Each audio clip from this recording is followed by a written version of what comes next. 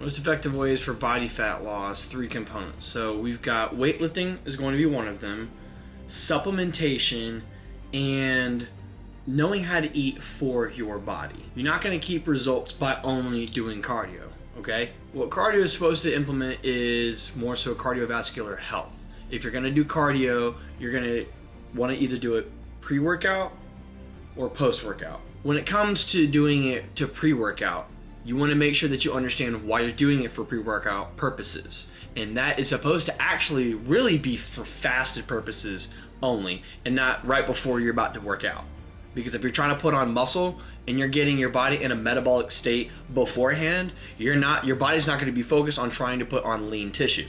If you're doing it post-workout, on the other hand, what you've done is you've set your body up for success as far as utilizing nutrients before you even touch any type of cardio equipment, so that way your body's learned to put on lean tissue first, and then after your body's already utilized the nutrients for the workout, then what you do is you do post-workout cardio, and then your body only wants to burn body fat after that because it's already used the nutrients for your muscles.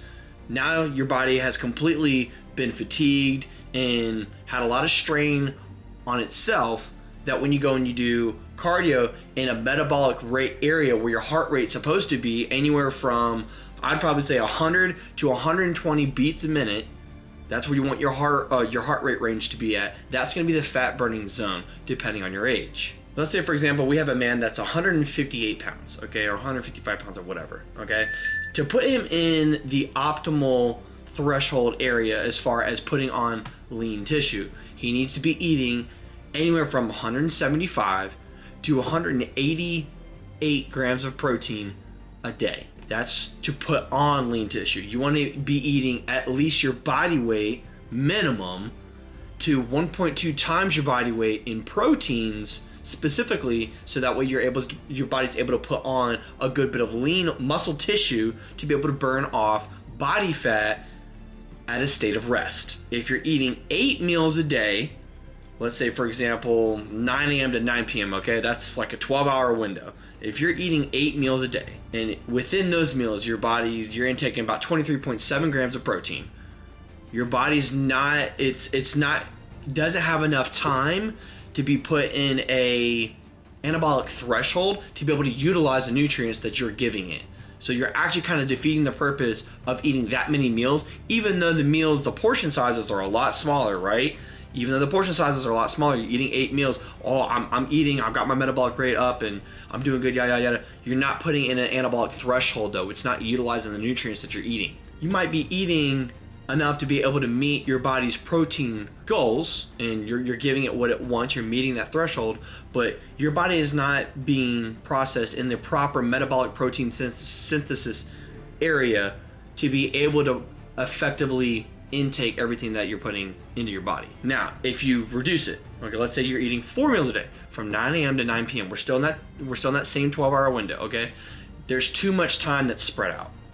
You're not getting enough food in the specific 2 to 2.5 time frame that you need to be for your body to appropriately be supplementing whatever that you're putting into it. Because if you're only eating 4 meals a day, that would mean that the protein goal for each meal needs to be, or is probably around 45 to 50 grams of protein per meal.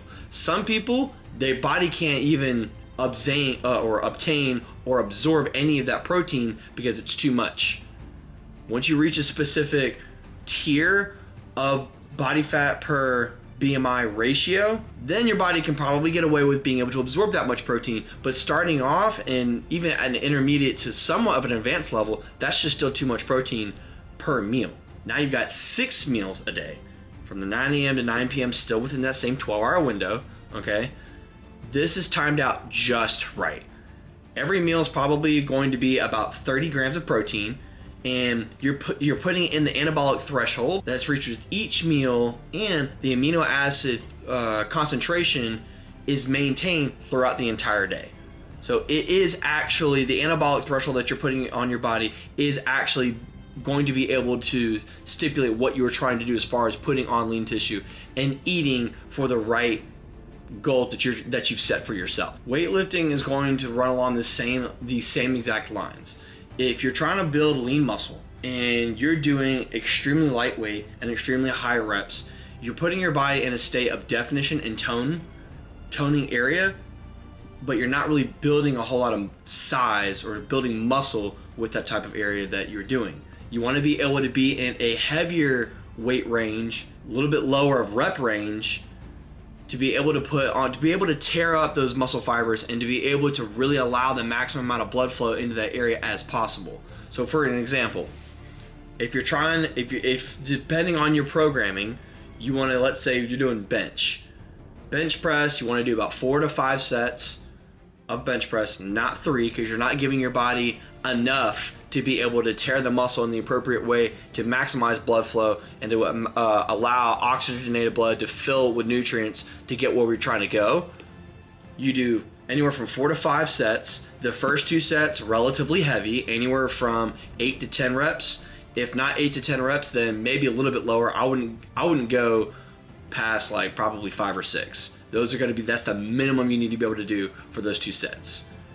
And then in the last 2 to possibly 3, if you're going to do 5 sets, and those last bits, or in those last sets, you need to go a little bit higher and a little bit lighter on the weight. Now, the reason for this is I'm probably going to have a lot of people that are going to disagree with me on this, but I'm just going to let my physique speak for itself. When you train really heavy for the first 2 or 3 sets, and then you train really light for like the last 2 or 3 sets, depending on your programming, what you're doing is you've torn the muscle up and you've really put a lot of strain and stress on that specific area in the first half of the exercise. The last half is, the whole goal is to just flood it with blood. Just put as much blood in that area as possible, so the pump is almost painful, very, very painful, just sitting still at rest. And that rep range is going to increase anywhere from 12 to 15, sometimes 20, depending on what you're trying to do. Again, same thing is if you're vice versa. If you're trying to tone, you're trying to get a little bit more defined. Once you've already put muscle on, then everything kind of changes. Tempo changes, the reps change as far as like where to put the reps, how to put the reps, as well as holds, negatives, and everything else. Supplements are also going to be a very big part in trying to put on lean muscle size as well. If you don't believe in supplements, then that's totally fine. You can do everything throughout food, but you really got to make sure that your food is on point. If you're in a state where you really are eating anywhere from like 4, 5, 6 meals a day, preferably 6, because that's just the optimum amount to be able to get in a good amount of protein.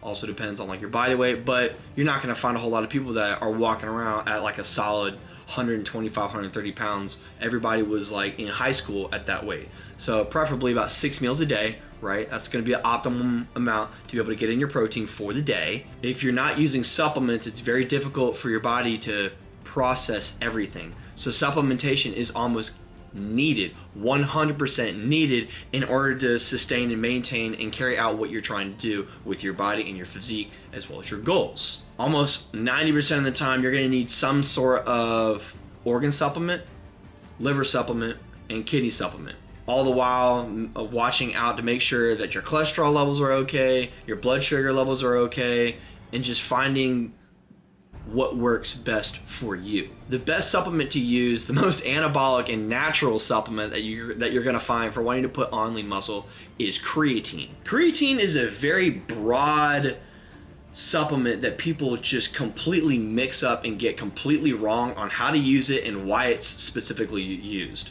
All creatine 100% is, as a baseline, is it puts water in your muscle. That's all it really does. And the reason why I'm going to say that is because your body is going to use that to fill out your muscles, not create water retention.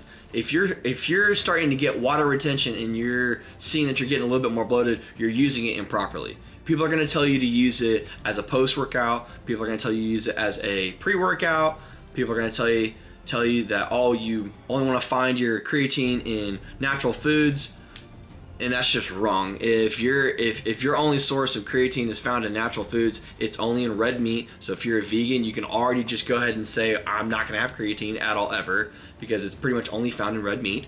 and you have to eat about 8 pounds of it a day to be able to reach about 5 grams of creatine, which is the normal amount of dosage to take per day anyways, which on some bottles will actually say 5,000 milligrams, which equals 5 grams. So the actual time to be taking creatine is during your workout, but not at the very beginning. You want to take it smack dab right in the middle of your workout, because what you want to do is creatine is going to attack your blood in areas that is already stipulated. So if you're working out your shoulders, for example, and you're doing a lot of raises, you've got a lot of blood, you're starting to kind of get a little bit of fatigue, that's when you would use your intra-workout, and you'd add your creatine in there as well to kind of go ahead and fill the void, because what's going to happen is you're not going to really feel that fatigue anymore, because water's actually opening up your muscles to be able to allow more blood into that area. The more blood that you put in any type of muscle that you're training, the better opportunity your body's going to be able to build off of that. Because once your muscle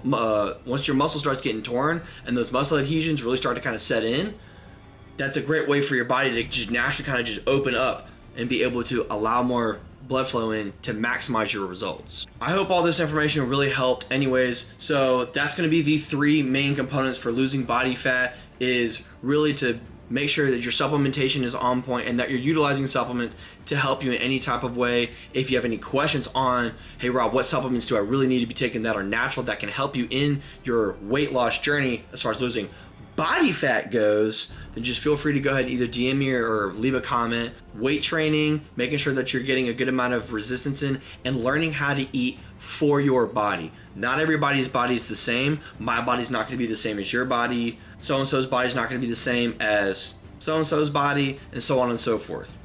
Learn to understand what works for you, what causes bloatiness and inflammation for you, and then just overall understanding on how to eat, knowing when to eat, and programming so it all works collectively so then you can reach your goals.